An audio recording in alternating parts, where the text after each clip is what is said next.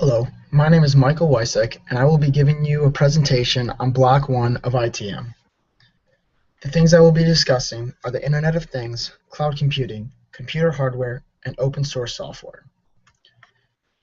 The Internet of Things is a system of physical objects accessed through the Internet where these everyday objects can be connected to the Internet and be able to recognize themselves to other devices. Furthermore, as the number of devices connected to the Internet continues to grow, everything we may ever want or need will be able to be easily accessed through the web of technology, and the ability to send, receive, and gather data from any physical object or device will increase as well. Kevin Ashton, a British technological pioneer who co-founded the Auto ID Center at the Massachusetts Institute of Technology, which created a global standard system for RFID and other sensors. He is known for inventing the term the Internet of Things to describe a system where the Internet is connected to a physical world.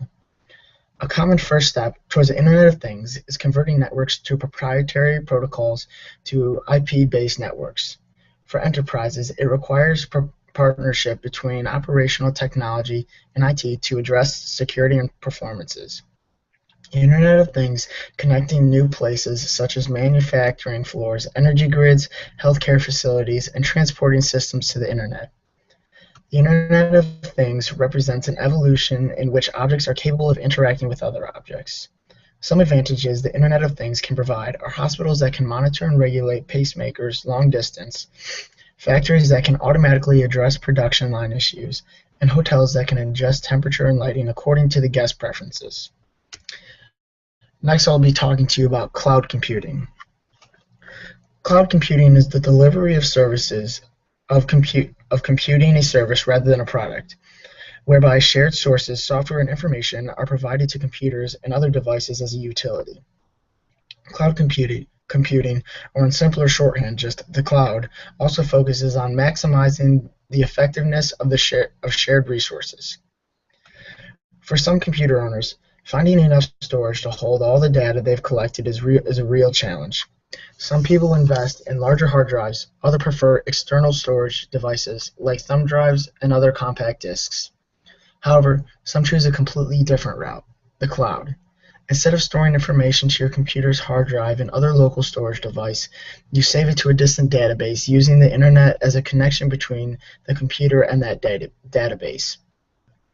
Cloud storage is growing day by day and can have several advantages towards traditional data storage.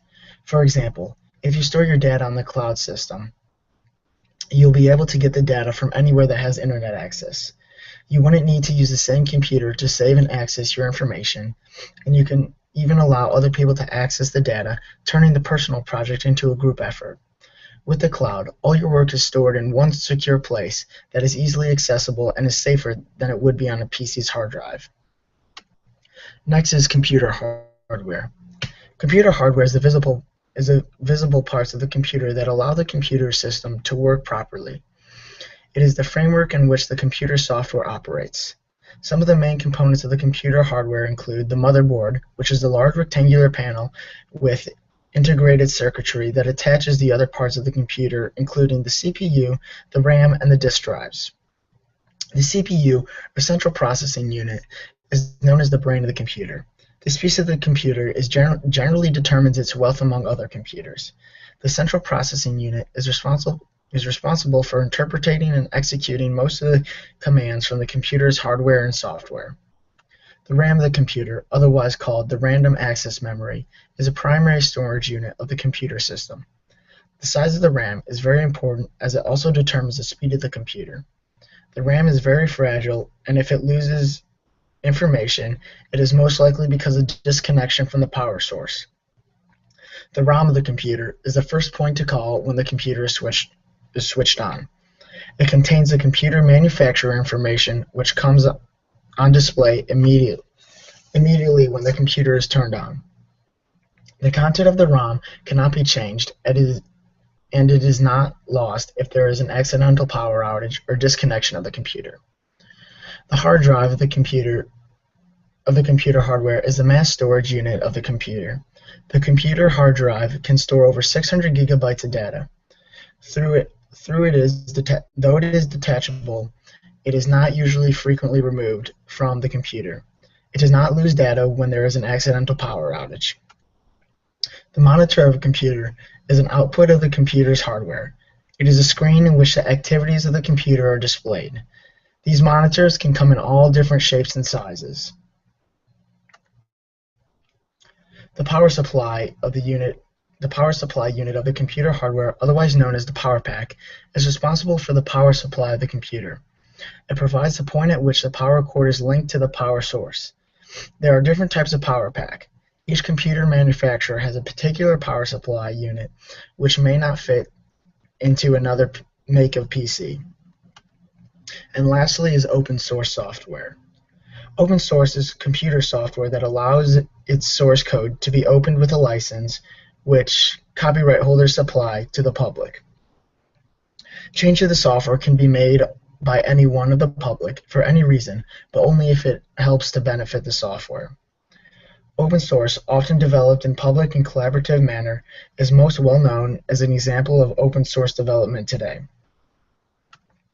Linus Torvalds was a software engineer who was the main force behind the expansion of Linux, a computer operating system built under the model of a free and open source software development and distribution.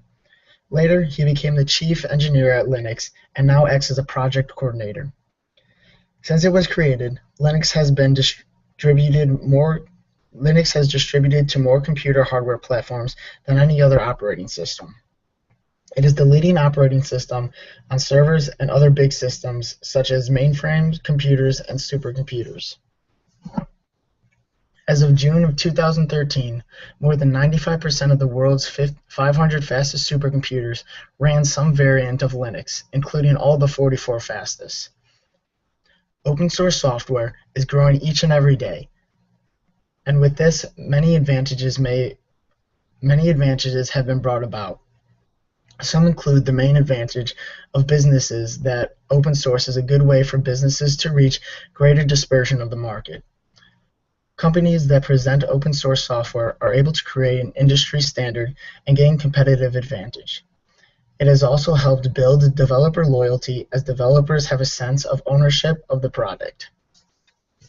That concludes my presentation. I hope you learned something, and thank you for watching.